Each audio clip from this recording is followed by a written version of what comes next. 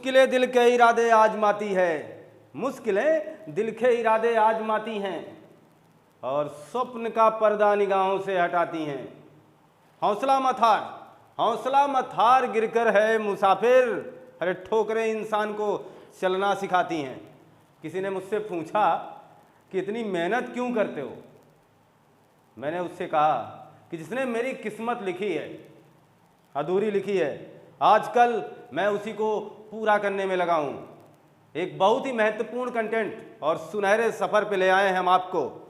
आइए जुड़िए हमारे साथ, पूरा माहौल बदलने आए हैं। आपको बेहतरीन एपिसोड में आपका फिर से स्वागत और अभिनंदन करने आए हैं। आइए जुड़िए हमारे साथ पूरे शिद्दत से, पूरे मनोवेग से। जी हाँ, रस पार्ट 7 एपिसोड आपके सामने आ चुका है। इसका मतलब है 6 एपिसोड आपने पूरे मनोवेग से देखा होगा और मेरी गुजारिश भी रहेगी कि अगर आप 7 एपिसोड देखने आए हैं तो पक्की बात है एपिसोड 6, 5, 4, 3, 2, 1 देखना ना भूलिएगा। जी हाँ, आज हम लोग इस रस पार्ट 7 में बहुत कुछ अलग लेकर आए हैं। हमेशा मेरा कार्य क्षेत्र ही रहा है कि मैं कुछ ना कुछ अलग करूंगा।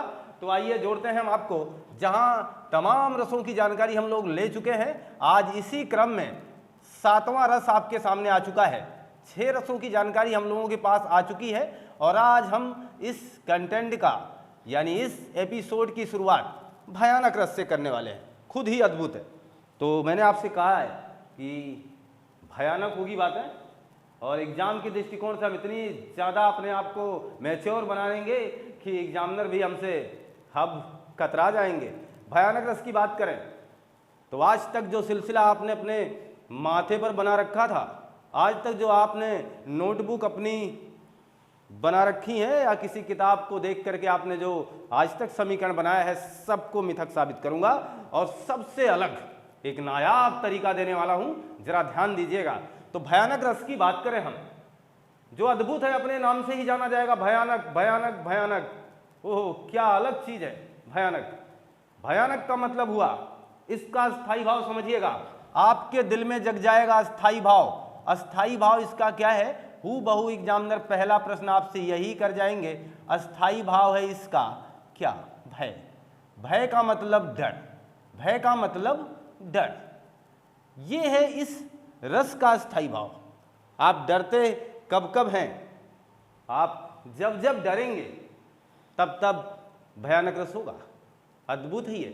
आपका भय हो यही भयानक है।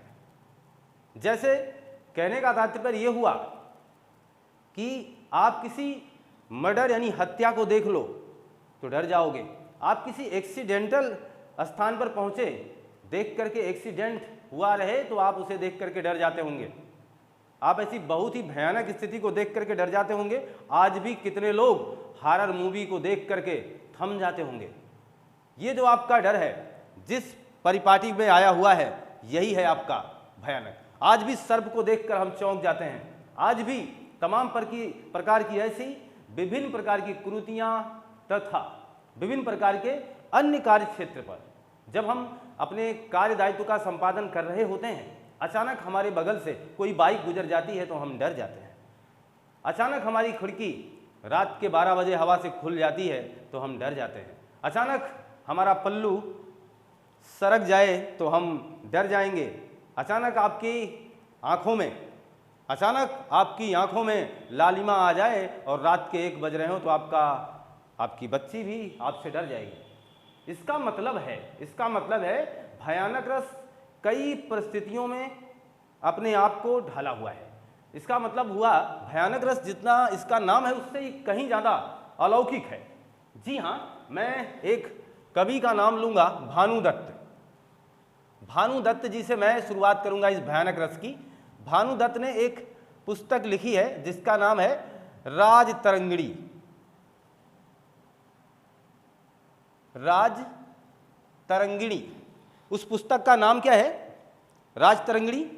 और इनकी दूसरी एक पुस्तक है जिसमें इन्होंने उल्लेख किया है रस तरंगिणी का। रस तरंगिणी का, जी हाँ। तो एक तो राजतरंगिणी लिखा, बहरहाल इससे कोई लेना देना हमारा है नहीं। यहाँ हमारा मामला है रस तरंगिणी से। जो इनकी रस तरंगिणी है वहां हमारे भानुदत्त जी ने यानी हमारे लेखक ने दो महत्वपूर्ण बातें सुझाई हैं। पहली बात तो उन्होंने कहा कि भयानक रस दो जगह होगा, एक तो होगा स्वनिष्ठ, एक होगा स्वनिष्ठ भयानक। देखिएगा मैंने कहा है ना अलग करूंगा, तो अलग अब आपको लग रहा होगा, कुछ लोग ये जरूर सोच रहे होंगे कि मेरे साथ ये पहली बार है, पहली बार हुआ है। तो ये जो पहली बार वाला आंकड़ा दे रहे हैं ना, यही तो आपके दिल में रहेगी ना बातें, क्योंकि अक्सर पहली बार होने वाली चीजें दिल में जगह बना के रह भी जाती हैं। तो स्वनिष्ठ भयानक, परनिष्ठ भयानक, ये बात बोला किसने? भानुदत्त जी ने। उन्होंने कहा कि भयानक के दो प्रकार हैं, एक स्वनिष्ठ एक परनिष्ठ, इसीलिए ये चीज आपके लिए बिल्कुल अलग होगी। और अलग है, टाइम आप दे रहे हैं हमें, हम भी आपको वो चीज दे रहे हैं जो कभी आपको कहीं भी किसी एक प्लेटफॉर्म पर नहीं मिलेगी। ये मेरा दावा है। आप अगर अपनी तैयारी को एक बार हमारे साथ कर लेंगे पूरी हिंदी व्याकरण का, तो मैं आपको क्या कहूँ, आप समझदार हैं, फिर आपको कहीं भी पढ़ने की आवश्यकता नहीं पड़ेगी। तो स्वनिष्ठ भयानक की बात करें, इनका कहने का मतलब केवल इतना है, स्वनिष्ठ भयानक वहां होगा जहां आलंबन स्वयं आश्रय होगा। आलंबन स्वयं आश्रय होगा, इसका मतलब क्या होगा? आलंबन स्वयं आश्रय होगा। हाई स्कूल इंटर की परीक्षा की बखूबी तैयारी करने वाले स्टूडेंट्स, उनके परिवार के लोग जो इस कंटेंट को देख पा रहे हैं, वो अपने घर में उन होनहार बच्चों की तैयारी के लिए हमारे सिलसिले को जरूर समझाएं। पक्की बात है, अच्छा खासा अंक मिलेगा एग्जाम में अगर आप किसी भी रस की परिभाषा लिखने के साथ साथ स्पष्टीकरण जैसी महत्वपूर्ण व्यवस्था से रूबरू हो चुके हैं। तो मैं बात करूंगा भयानक रस की। अगर इसकी परिभाषा लिखना है, आप कंपटीशन किसी वनडे एग्जाम की तैयारी कर रहे हैं, तो बेहतर कोई परिभाषा वगैरह नहीं पूछी जाती है। बहरहाल भयानक रस की परिभाषा अगर आपसे पूछी जाए तो क्या बताएंगे? सीधी सीधी बात है, रस के होते हैं चार अंग, रस के होते हैं चार अंग, उसमें एक होता है अस्थाई भाव, इस पर चर्चा हो चुकी है। एक होता है विभाव, एक होता है अनुभाव। पार्ट 1 रस का देखना ना भूलिए, अस्थाई भाव, विभाव, अनुभाव, और एक होता है संचारी भाव। सब पर हम लोगों ने विस्तृत अध्ययन किया है और सब पर हमारी रूपरेखा आपके YouTube चैनल पर प्रस्तुत की जा चुकी है। आप एपिसोड को क्रमबद्ध तरीके से देख रहे हैं, तो आपको फिर ये ना कहने की आवश्यकता नहीं है। मेरा पूरा विश्वास है कि आपने देखा होगा। तो अस्थाई भाव, विभाव, अनुभाव और संचारी भाव, ये चार रस के अंग होते हैं, जिसमें से एक अस्थाई भाव होता है। जैसे यहां अस्थाई भाव क्या मिला है हमें? भय। अब हम क्या कहेंगे? जहां, देखो परिभाषा कितनी आसान है उन स्टूडेंट्स के लिए जिन्हें परिभाषा लिखनी है, जिन्हें लिखित रूप में अपने हिंदी व्याकरण में जब वो बोर्ड के एग्जाम की तैयारी कर रहे हैं, वहां जाकर के उन्हें लिखना होगा। तो उनके लिए भी है, ऐसा नहीं कि ये केवल आप ही कर सकते हैं, सबके लिए है। तो वहां वो लिखें जहां भय नामक अस्थाई भाव। देखो कितनी अच्छी लाइन है, जहां, एक शब्द जोड़ लो, जहां। जहां भय नामक क्या है? ये अस्थाई भाव है ना। जहां भय नामक अस्थाई भाव विभाव, अनुभाव और संचारी भावों के संयोग से रस रूप में परिणित हो जाए। क्या हो जाए? परिणित हो जाए यानी बदल जाए। रस रूप में परिणित हो जाए यानी बदल जाए। वहां कौन सा रस होगा? भयानक। तो ऐसे तो किसी भी रस की परिभाषा बना सकते हो ना, केवल अस्थाई भाव चेंज होगा, परिभाषा सेम रहेगी। कितना आसान है। लेकिन इतना आसानी से आपका एग्जामिनर आपको नंबर नहीं देता है। ये तो परिभाषा हुई। अब उदाहरण पूछेगा, वो बोलेगा कि उदाहरण सहित स्पष्ट करें। पढ़िएगा लाइन कैसे लिखा रहता है, भयानक रस की परिभाषा दे तथा उदाहरण सहित स्पष्ट करें। होता है ना, और आप बहुत अच्छा लिख के आते हैं, फिर भी आपको 1 नंबर मिलता है। इसका कारण क्या है? इसका कारण हम खुद हैं। इसका कारण हम खुद हैं क्योंकि हमने अपने आप को कभी उतना टाइम दिया ही नहीं। हम जब कभी टाइम खर्च करते हैं किसी भी चीज़ के लिए, वही सबसे ज़्यादा बेहतर होगा। ध्यान दीजिएगा, यहाँ होगा क्या? इतना करने के बाद आप स्पष्टीकरण दीजिए, उदाहरण लिखिए, फिर उसका स्पष्टीकरण कैसे देंगे उसमें से निकालिए कि विभाव क्या है, अनुभाव क्या है, संचारी भाव क्या है। अभी मैं आपको ये करके भी दिखा दूंगा। बहरहाल आलंबन और आश्रय की बात आई तो हमने आपको परिभाषा तक पहुंचा दिया। आलंबन और आश्रय का मतलब हुआ, आलंबन हमने आपसे कहा कि जो हमारा विभाव है वो दो प्रकार का है, एक आलंबन है, एक उद्दीपन है। और आलंबन के दो पार्ट हैं, एक आश्रय और एक विषय है। आश्रय का मतलब जिसके हृदय में अस्थाई भाव जगेगा, और विषय का मतलब जिसके कारण अस्थाई भाव जगेगा। जैसे मेरे सामने कोई अच्छी सी मिठाई रखी गई तो मेरा रोम रोम खिल उठा, इसका मतलब हुआ कि मेरे दिल में अस्थाई भाव जगह है, मैं आश्रय हो गया। और किसके कारण जगह है, तो आप कहोगे उस मीठे के कारण, इसका मतलब वो विषय हो गया, है ना यार। सीधी सीधी बात, एकदम सिंपल। एक होनहार लड़के ने एक खूबसूरत लड़की को देख लिया, अब इसके दिल में जो अस्थाई भाव जगह है वो उस कन्या के कारण है, उस खूबसूरत कन्या के कारण। इसका मतलब आश्रय वो लड़का है और विषय वो लड़की है। यहाँ तक कोई दिक्कत नहीं है।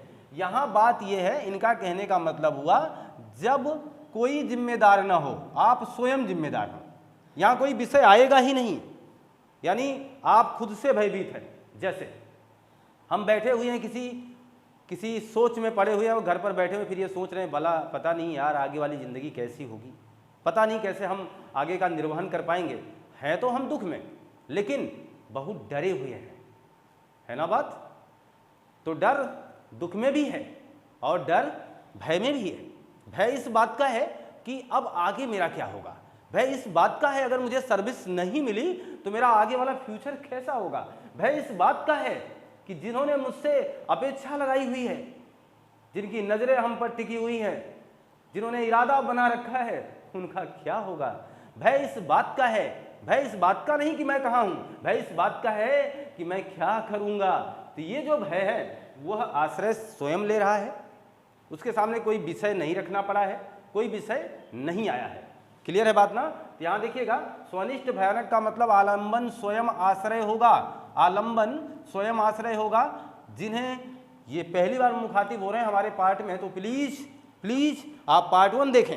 ऐसा इसलिए कह रहा हूं क्योंकि पार्ट 1 देखेंगे तो ये आलंबन, आश्रय, ऐसे तमाम लफड़े से आप कब की मुक्ति पा चुके होंगे, क्योंकि आप उन्हें समझ जाएंगे। फिर आगे देखिएगा, परनिष्ठ का मतलब होगा जब आलंबन कोई और हो। देखिए अब आ गया ना, आलंबन आश्रय ना हो करके आलंबन कौन होगा आपकी बार, विषय। यानी कोई चीज आपके सामने जरूर आएगी, ये बात नोट कर लीजिए। यहां तक की बातें क्लियर हैं। इसी महत्वपूर्ण पहलू को हमारे भानुदत्त जी ने समझाना चाहे और बताया भी है। अब मैं आपको उदाहरण की ओर ले चलता हूं, आइए देखिएगा। तो पहला उदाहरण आपके स्क्रीन पर लगाऊंगा और मैंने इस तरीके से लिखूंगा, कर्तव्य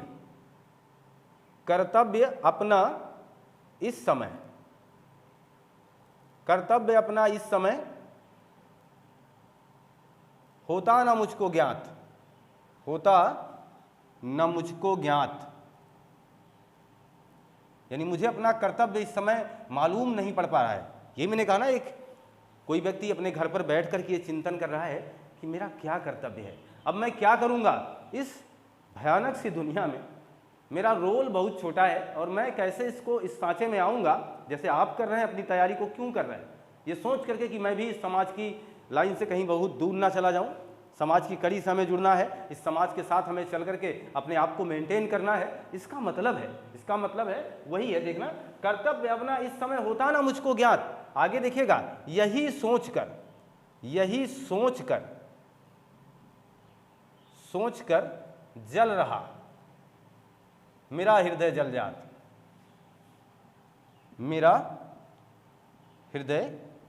जल जात, यानी यही सोच करके मेरा हृदय शीतल होने के बाद भी जलता जा रहा है।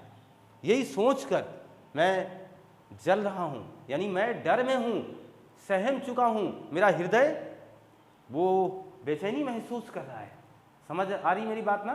तो इसका मतलब आप बताना, क्या इनके सामने कोई विषय आपको दिख रही है, क्या कोई विषय इनके सामने आया है। जैसे कोई सर्प वगैरह आ जाए तो आप डर जाओगे, कोई अजगर वगैरह आप देख लो डर जाओगे, आप शेर देख लोगे तो डर जाओगे। क्या ऐसी कोई भयानक स्थिति आई है क्या, नहीं ना। इसका मतलब हुआ इसमें जो आश्रय वो स्वयं आलंबन का काम कर रहा है, इसलिए यहां पर स्वनिष्ठ भयानक होगा।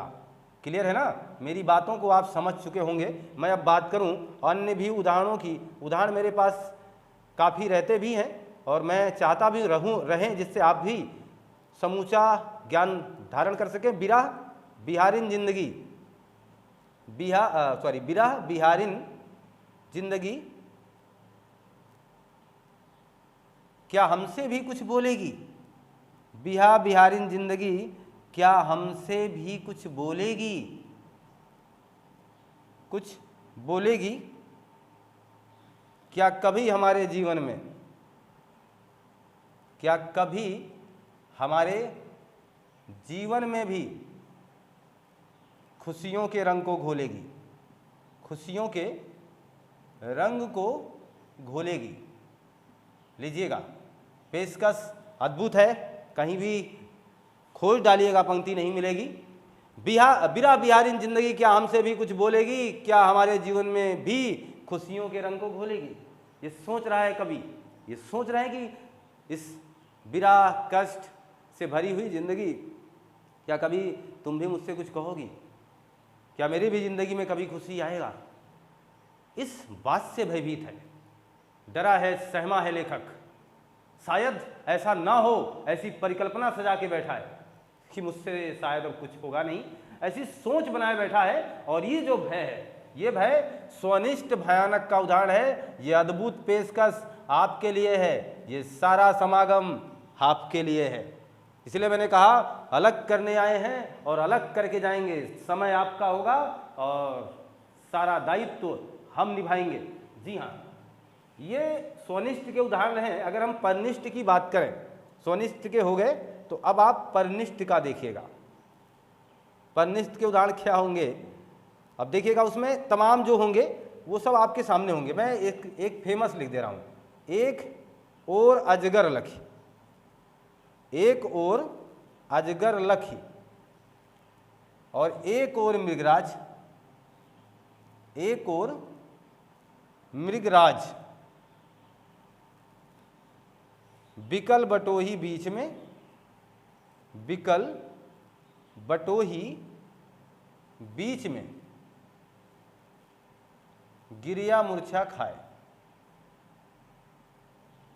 मूर्छा खाए। अभी हम बात कर रहे थे कि आप सांप देख लोगे तो डर जाओगे, अभी हम बात कर रहे थे आप शेर देख लोगे तो डर जाएंगे। यहाँ अद्भुत संयोग है कि एक तरफ तो कोई बटोही, कोई राही जा रहा हो और अचानक एक तरफ उसे अजगर दिख जाए, और जब वो दूसरी तरफ अपना मुख करे तो उसे एक बहुत बड़ा भयानक शेर दिख जाए। सोचो सोचो, डर स्क्वायर हो गया है, डर भी दोगुना हो गया है। जैसे प्यार दोगुना होता है, ऐसे डर क्या हो गया है, दोगुना हो गया है।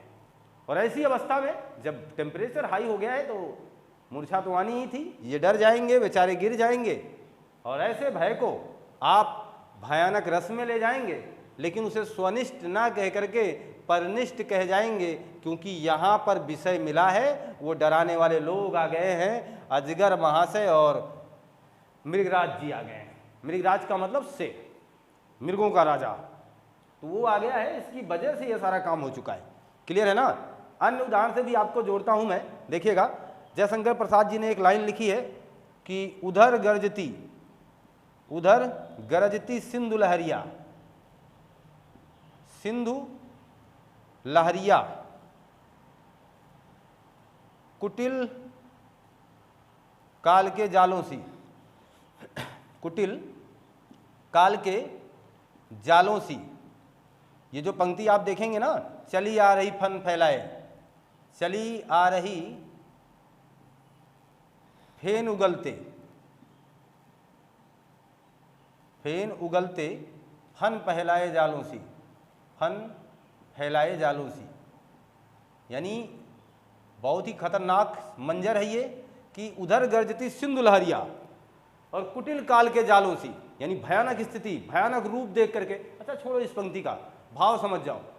आपको चक्रवात आता दिख जाए, घबरा जाओगे कि नहीं, भय होगा कि नहीं, भागोगे जैसे तैसे, ये सोच ही नहीं पाओगे कहाँ जाएं, अच्छे अच्छे हाथ छुड़ा के भाग जाएंगे आपका उस समय अपने बचाव के लिए, क्योंकि वो उठती हुई लहरों को देख करके पूरा जमाना सहम जाएगा। ऐसा ही है, देखिए, उधर गरजती सिंधु लहरियां और कुटिल काल के जालों सी, अरे चली आ रही फन फैलाए, फेन उगलती जालों सी। जैसे कोई जहर उगल रहा हो और फन फैला कर कोई नाग आ रहा हो, समझ रहे हैं। ऐसी स्थिति को देख करके, ऐसी स्थिति को देख करके जो मन में जो भय उत्पन्न होगा, भयानक रस का जन्म होगा यहाँ पर, और ये उदाहरण आपका परनिष्ठ भयानक में इसलिए जाएगा क्योंकि आपके सामने इसका स्क्रीन साझा हो चुका है, इसका उदाहरण साझा हुआ कि आपके सामने कुछ दिख रहा है विषय। क्लियर है ना, यहाँ तक की बात क्लियर है। आगे देखिएगा, मैं जा रहा था रास्ते में, मैं जा रहा था रास्ते में, मुझको लगा कुछ हिला दिया, ओ सॉरी मुझको लगा कुछ हिला दिया।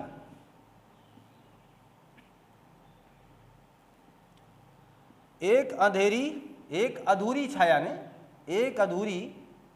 ने मानो मुझको डरा दिया, मानो मुझको डरा दिया। ये मूवी आ गई हॉरर। मैं जा रहा था रास्ते में, मुझको लगा कुछ हिला दिया। अचानक आपको लग जाए कि कुछ हिल गया तो एक बार डर जाओगे ना। एक अधूरी छाया ने, पूरा दिखा नहीं है, घर पे आके अरे मम्मी मैंने भूत देखा है। अरे देखा है कैसे यार, भूत कहाँ देखा है आपने? एक अधूरी छाया देखा और वो पूरा भी नहीं था, उसका पैर ही नहीं था। कहीं कुछ बताओगे, कहीं कुछ बताओगे। एक अधूरी छाया ने मानो मुझको डरा दिया, है ना। एक अधूरी छाया ने आपको डरा दिया, जबकि वहां कुछ था नहीं। ये आपके मन का भ्रम था, ये आपके मन की सोच थी। अरे यही मन की सोच आपको स्वनिष्ठ भयानक की तरफ ओर ले जाएगी। यही मन की सोच, यही मन की डोर आपको स्वनिष्ठ की तरफ ले जाएगी। मेरे उदाहरण आपके मन मस्तिष्क में अंकित हो गए होंगे। मेरा ये प्रयास आप तक बिल्कुल स्पष्ट रूप से जा रहा होगा, मैं ये पूरा विश्वास करता हूँ। ये आपका कहाँ चला जाएगा? स्वनिष्ठ की तरफ चला जाएगा। मैं ये मान के चलूँ कि पूरा अभी तक जो मसला आपके सामने मैं बनाए रखा, जो समा बांधने का प्रयास हमारा रहा, वो सफल रहा है। देखिएगा, उनके लिए जिनके लिए मैंने कहा था स्पष्टीकरण की भी बात हो जाएगी, तो स्पष्टीकरण अगर देना है, इसमें से कोई उदाहरण आप पकड़ लो, कोई भी। मान लो यही मैं पकड़ता हूं, आपको भयानक रस की परिभाषा समझ में आई है। उदाहरण आपको ऐसे देना है। उदाहरण देने के बाद आप क्या लिखोगे स्पष्टीकरण में? यहां लिखिए आश्रय। आश्रय कौन है? आश्रय कौन है भाई? जिसके हृदय में जगह है बटोही, सीधा लिखो। आश्रय बटोही आबलिक पथिक। क्लियर? ये हो गया। विषय कौन है? विषय बाबा कौन है? तो आप कहोगे अजगर और मृगराज। ये क्या है? विषय है। और इसके बाद आप देखिएगा उद्दीपन क्या है? उद्दीपन का मतलब सोचो, अगर वो रास्ता जंगलों से, घने जंगलों से ना जा रहा होता, अजगर हो या शेर हो, जहां पर पूरी फोर्स लगी है, तमाम लोग एकत्रित हो चुके हैं, ऐसी जगह कोई अजगर निकल आए, कोई शेर चलाए, तो आपका जो भय है एक निश्चित सीमा के बाद खत्म हो जाएगा। ऐसा क्यों? क्योंकि आपके आसपास और लोग रहेंगे। लेकिन अगर आप अकेले हैं तो फिर तो आपको मूर्छा खाना ही है ना। ये चीजें क्लियर है ना। तो उद्दीपन का काम कहना कि निर्जन स्थान, यानी निर्जन स्थान था, इसलिए उद्दीपन का काम हो रहा था। आपने आश्रय लिखा, आपने विषय दिया, आपने उद्दीपन दिया, आप यहाँ अस्थाई भाव दो। अस्थाई भाव क्या है इसका?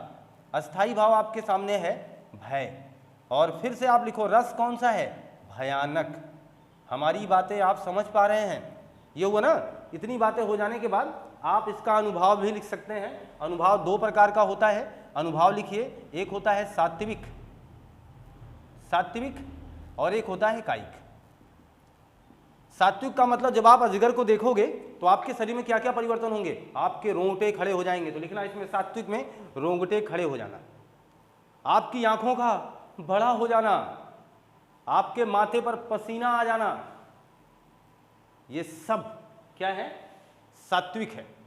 कायिक क्या होगा? जोर जोर से चिल्लाना। जब ये देखा होगा तो एक बार चिल्लाया होगा, लेकिन इसके साथ सात्विक घटना इतनी भयानक रही कि इसको मूर्छा आ गई। समझ में आ गई बात ना। सात्विक का मतलब स्वयं जो शरीर में परिवर्तन हो जाएगा। अनुभाव दो प्रकार का होता है, एक सात्विक एक कायिक। अब बताना, इतना स्पष्टीकरण करने के बाद, उदाहरण देने के बाद, परिभाषा देने के बाद, कौन सा ऐसा एग्जामिनर है जो आपको नंबर नहीं देगा? आप काम पूरा नहीं करते हैं, इसलिए आपको नंबर कम मिलते हैं। मुझे विश्वास है कि आपको ये कंटेंट बहुत अच्छा लग रहा होगा, तो लाइक लगाइएगा और आप इसका स्क्रीनशॉट लीजिए। ये मान चले कि आपने स्क्रीनशॉट ले लिया होगा। आपको भयानक रस पूरी तरीके से समझ में आया होगा। वैसे हर रस को आप बहुत ही विस्तृत रूप में ले भी रहे हैं और पूरा कंटेंट, इसलिए मैं बार बार कह रहा हूँ कि लगातार देखने का प्रयास करिएगा, जिससे आपका जो पूरा ज्ञानार्जन है वो बेहतर ढंग से हो पाए। लीजिएगा, इसी क्रम में अब आपके सामने हाजिर हैं अद्भुत रस, अद्भुत रस। इसी क्रम में, इसी लाइन में अब आपके सामने आ गए हैं अद्भुत रस। दिवाकर द्विवेदी, एक गायक का नाम सुना होगा, बहुत ही फेमस रहे। उन्होंने गीत गाया है कि, अब पूरी पंक्ति मैं नहीं कह सकता बहरहाल, लेकिन इतना कहूँगा कि जैसे तुलसीदास कूद गए सांप पकड़ के अंगना में। आप सोचो कि तुलसीदास सांप पकड़ के अंगना में कूद गए, जबकि वो सांप नहीं था, रस्सी था। आश्चर्य है कि उन्हें वो सांप लगा, आश्चर्य है उन्हें वो सांप लगा। ध्यान देना मैं क्या क्या बातें बोल रहा हूँ। अद्भुत तब होगा जब आपको संदेह होगा, जब आपको संदेह होगा, आप उस चीज को समझ नहीं पाएंगे, तब भी अद्भुत होगा। ये फार्मूला मेरा समझिएगा, खुद का फार्मूला, किसी बुक में नहीं होंगे। जो अपने आप को उस क्षेत्र में जितना खपाएगा तपाएगा, एक दिन आपके मुख से, आपकी जुबान से, आपकी कलम से भी ऐसे महत्वपूर्ण शब्दावलियों के महत्वपूर्ण उत्तर नजर आएंगे। समझने का अपना अपना और समझाने का अपना अपना तरीका बन जाएगा। जी हाँ, तो हम बात कर रहे हैं संदेह की। संदेह है तो अद्भुत है। अद्भुत वहां होगा जो होकर नहीं हो सकता है, जो होकर नहीं हो सकता है। यानी कोई कहे तो मैं मान लूं, अलग बात है, लेकिन वो असंभव है, जो होकर नहीं हो सकता। दूसरी बात, अगर मैं इसे कह दूं असंभव चीजें, असंभव वर्णन, यानी जो केवल कहने मात्र का है, वो अद्भुत है। हरे कोई आपसे कह दे कि ताजमहल मुमताज की यादों में खो करके इतनी मोहब्बत थी शाहजहां को कि ताजमहल बनवा दिया। ताजमहल आपके सामने है, फिर भी वो आश्चर्य गिना जाता है। फिर भी वो आश्चर्य में इसलिए गिना जा रहा है क्योंकि वो आश्चर्यचकित कर देने वाली इमारत ही है, बुलंद इमारत है। लेकिन कोई आपसे ये कह दे कि अकबर भी अपनी महबूबा से इतना प्यार करते थे कि उनके लिए वो तारा तोड़ लाए थे, तो ये बात समझ लेना कि फेंक रहा है आदमी। ये जो फेंकना है ना, ये भी यानी बड़ी बड़ी हाँकना, बड़ी बड़ी फेंकना, तो इसका मतलब वो भी क्या होगा, अद्भुत रस होगा। तो मैं आपको अद्भुत रस और भयानक रस की 7 कक्षाएं क्यों दे रहा हूं साथ में? ऐसा इसलिए, इसके पहले भी मैंने आपको दिया वीर रस और रौद्र रस की कक्षाएं साथ में। इसके पहले मैंने भी आपको करुण रस और वियोग रस में अंतर समझाया, क्योंकि यही एग्जामिनर आपको फंसाता है। एग्जामिनर यही जानता है कि आप यहीं फंस जाएंगे, क्योंकि भयानक में भी आप डर जाएंगे, भयानक में भी आपको मूर्छा आ गई है, अद्भुत में भी यशोदा जी कृष्ण जी के मुख में पूरी विश्व की माया देख करके मूर्छा खा गई थी। ये देखिएगा, तो मूर्छा तो दोनों जगह आएगा, फिर आप दोनों जगह अंतर कैसे कर पाओगे? अंतर करने का एक तरीका है, इसमें ध्यान देना। इसमें जो चीजें होंगी वो वास्तविक होती हैं, वास्तविक होंगी। यानी अजगर आएगा तब भय हो रहा है। वास्तविक बात है ये है कि आप अपनी जिंदगी से परेशान हैं तब आपको भय हो रहा है, ये वास्तविकता है।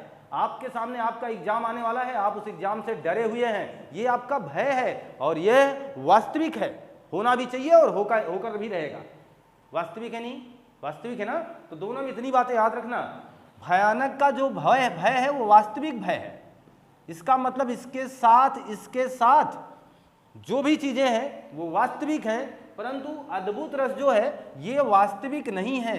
यानी इसका जो भय होगा वास्तविक भय नहीं होगा। इसीलिए मैं सारा अंतर आपके सामने रख रहा हूं, जिससे आपको भविष्य में किसी भी होने वाली परेशानी से बचाया जा सके।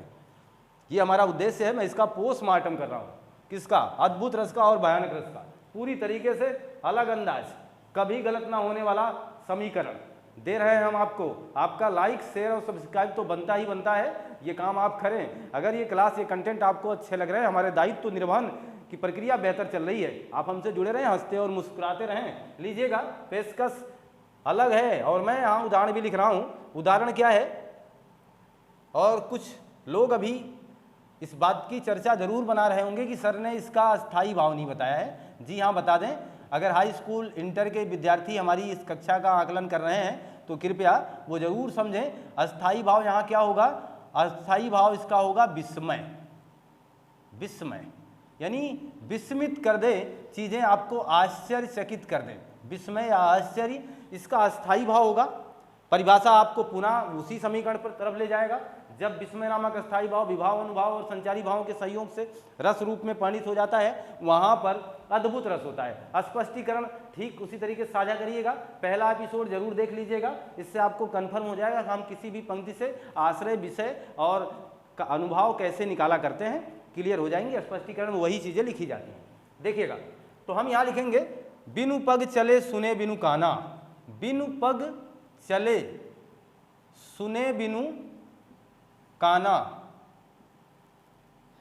और कर बिनु कर्म करे विधि नाना। कर बिनु कर्म करे विधि नाना। बताइए जरा मुझे, ये आदमी कितना फेंक रहा है? बिना पग के चला जाएगा, बिना कान के ये सुनेगा, बिना हाथ के ये बहुत कुछ कर जाएगा। अद्भुत है।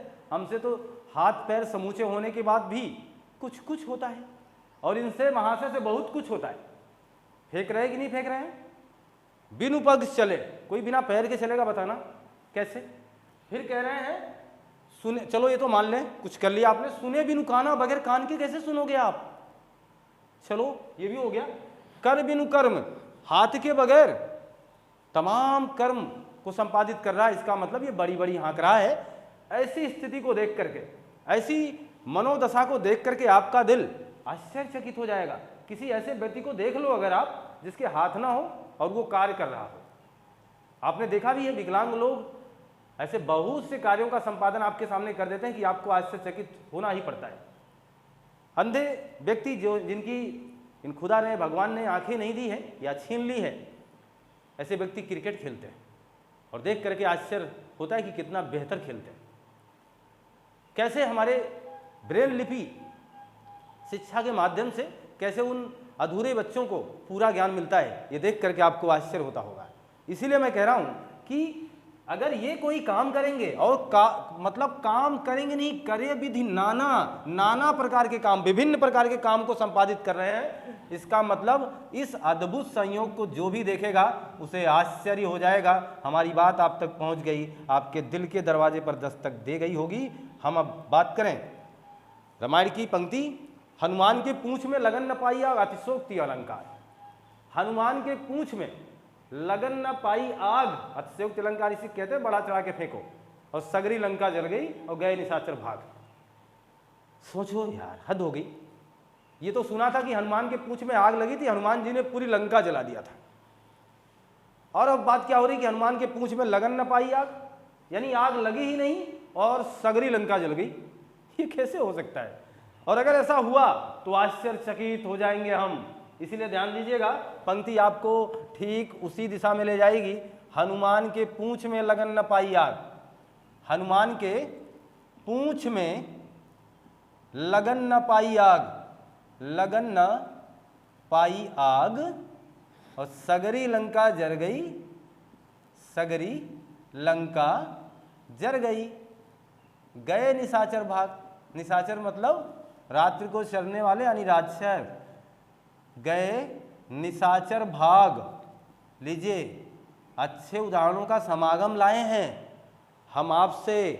अद्भुत रस का सुहावना सफर मुखातिब कराने आए हैं। जी हाँ, सारी बीच नारी है कि नारी बीच सारी है, कि सारी ही की नारी है कि नारी ही की सारी है। पंक्ति को सुना होगा आपने। देखिएगा, संदेह अलंकार है, अलंकारों की भी बात आने वाली है। रस की समाप्ति के बाद आपका पूरा पिक्चर अलंकार का चलेगा, वहां भी आपको कुछ इसी तरीके से मजा आने वाला है।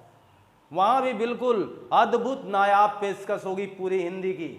ये वादा है आपसे, अलग प्लेटफॉर्म बनाऊंगा, पूरी अलग पिक्चर दिखाऊंगा अलंकार की भी। यहां देखिएगा, सारी बीच नारी है, सारी बीच नारी है कि नारी बीच सारी है, कि नारी बीच सारी है। इधर देखिए कि सारी ही की नारी है, कि सारी ही की नारी है, नारी है कि नारी ही की सारी है, कि नारी ही की सारी है। बचपन में जब इसे सुने तो बहुत मज़ा आता था, ऐसा लगता था हास्य रस का उदाहरण है, लेकिन ऐसा नहीं है। सारी बीच नारी है कि नारी बीच सारी है, संदेह था, अद्भुत है।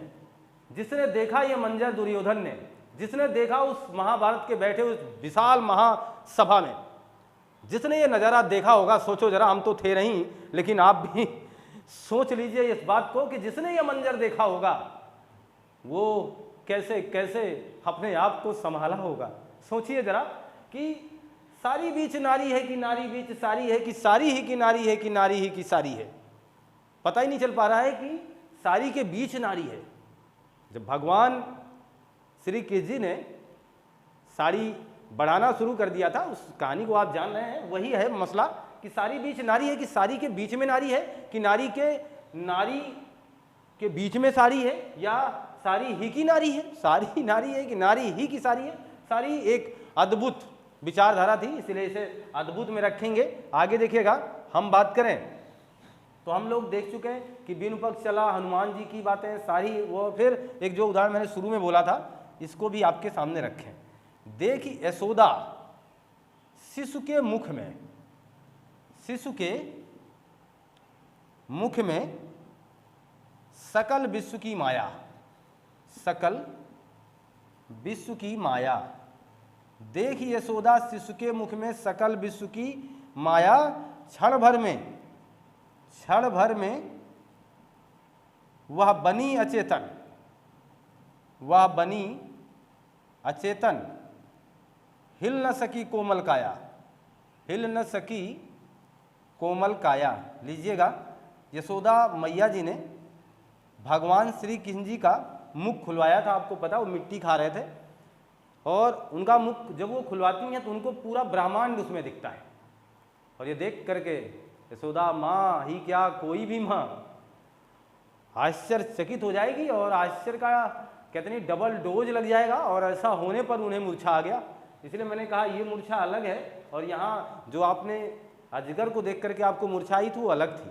यहाँ की मूर्छा देखिए वास्तविक नहीं है, ये थोड़ा सा बढ़ा चढ़ा के कभी लिख रहे हैं कि उनके मुख में पूरा ब्रह्मांड दिखे। ये आश्चर्यचकित होने वाली बात है, क्योंकि ये वास्तविक चीज़ें नहीं है। इसलिए मैं आपसे वास्तविक और अवास्तविक की बातें पहले भी कर चुका हूँ, और ऐसा करने से आपका सीक्वेंस पूरा क्लियर हो जाएगा।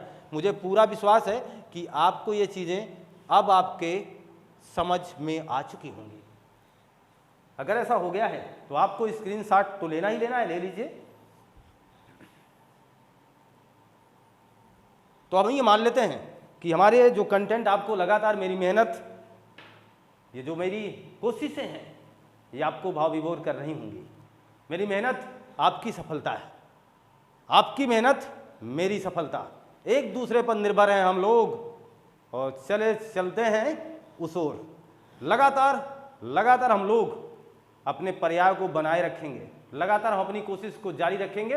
ऐसे ही अद्भुत, ऐसे ही भयानक, ऐसे ही विभिन्न प्रकार के कंटेंट, सुखमय कंटेंट जो आपके मन मस्तिष्क को सजा दें और आपके हृदय में पूरी तरीके से समा जाएं, ऐसे ही पेशकश लगातार जारी रहेगी। आप अपने दोस्तों को जोड़ना ना भूलें, शेयर करना ना भूलें, लाइक शेयर कमेंट जो भी आप करते हैं ये सारी बातें करें और पढ़ते रहें, मस्त रहें, खुशहाल रहें। मिलते हैं हम आपसे फिर से नए कंटेंट में। आपका दिन शुभ हो। आपको बहुत बहुत धन्यवाद।